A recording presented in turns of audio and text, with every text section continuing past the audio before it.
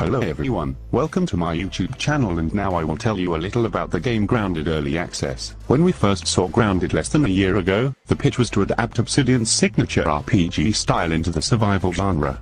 Having recently launched into early access on Steam and Xbox Game Preview, plus Game Pass, it's currently much more of what you traditionally expect from the latter than it is influenced by the former.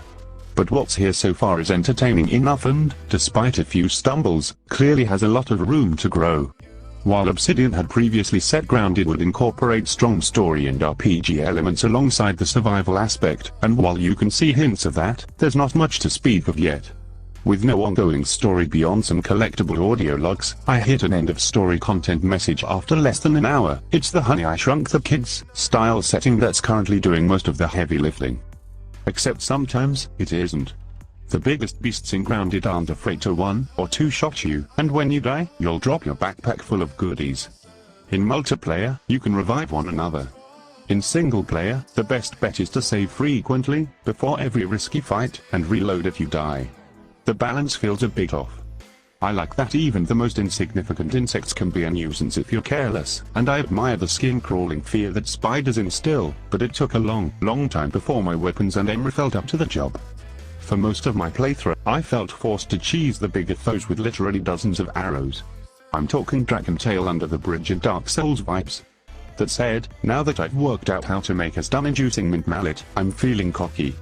You awaken with no memory of how you landed in this situation, and your goals are twofold. Work out how to return to your normal size, maybe even a little bigger, for basketball reasons, and, more pressingly, to survive. Neither objective is all that simple. In its current stage you can actually wrap up the story content of Grounded in under 30 minutes. Once you know what you're doing and where to go, there's little stopping you from completing the steps necessary to finish the game. From there, you're able to complete rudimentary quests, and you can continue to explore and build within the backyard world, but you won't be achieving any story goals. Suddenly, your priorities change. Now you need food, water, and something to defend yourself. Grounded features a great system in the form of SCABOS, which helpfully details crafting recipes. Unluckily, while hunting for the pebbles, sprigs, and plant fibers you need to make a spear, you might get stuck in a spider web. And again, your priorities change. Grounded has those compelling survival game hooks. While progression is superficially tied to the scanning mechanism, wherein you feed objects into a computer to learn new recipes, the real growth comes from your own internalization. The better you understand the world, the better you're able to manage your wants and needs. And that knowledge leads to the ability to alter your management strategies. Even in its larval form, Grounded provides you with an array of methods for negating the pressures of survival. You can build canteens to carry water and tanks to store it, and knowing these things allows you to adjust your task list further to enhance efficiency. Even when you're a miniature Bear Grylls, the second-to-second narrative is continuously changing, because there's always something you can't account for just around the corner. Thankfully, the game features a mode to cater to arachnophobes. While the map layout is fixed in each run, much of the resource and enemy placement is not. So even when you know exactly what you're doing, there's an air of inevitability in the knowledge that things are always just moments away from going terribly wrong. At one point in a successful run, two giant wolf spiders, nasty jumping beasts about the size of a Range Rover compared to the player character, decided to leave their homes and destroy my group's base. After building a reliable base, which you're going to want to do so you can flood inventory items, cook food before it spoils, collect dew to drink, and sleep until morning, it's easy to fall into a routine. Mine involved picking a spot on the map, searching the area for new bugs and natural resources, and tracking down the closest field station to research my new finds and unlock related recipes. It's a fun loop. Except sometimes, it isn't. The biggest beasts in Grounded aren't afraid to one or two shot you, and when you die, you'll drop your backpack full of goodies. In multiplayer, you can revive one another.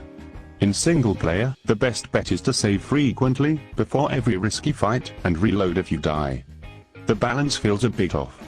I like that even the most insignificant insects can be a nuisance if you're careless, and I admire the skin-crawling fear that spiders instill, but it took a long time before my weapons and aim felt up to the job.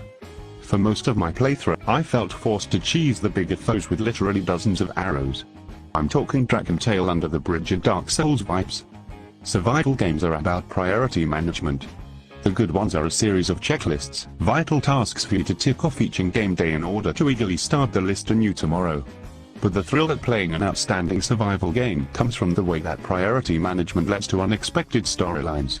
Grounded starts out deceptively easy. You need food and water or you will perish. Day 1 involves working out what is edible and what isn't. You can eat mushrooms, and you can reliably find water dew dangling from blades of grass. Unfortunately, because you're the size of a Lego figure's hand, you discover that mites will try to eat you. Of course, the story is far from finished in its current form. You aren't big again after you finish what's available. The rest of it simply hasn't been implemented yet. That's not surprising. Other story-focused survival games like Subnautica and The Forest were the same when they launched.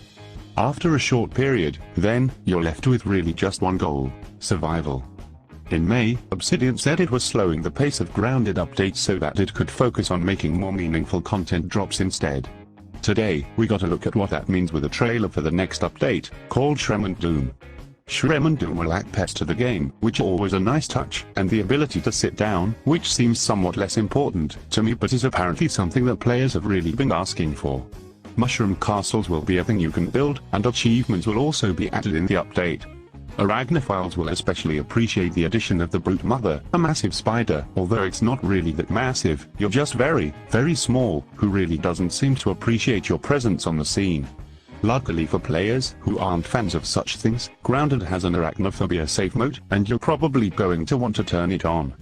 Thank you for your attention. Do not subscribe to the channel and like.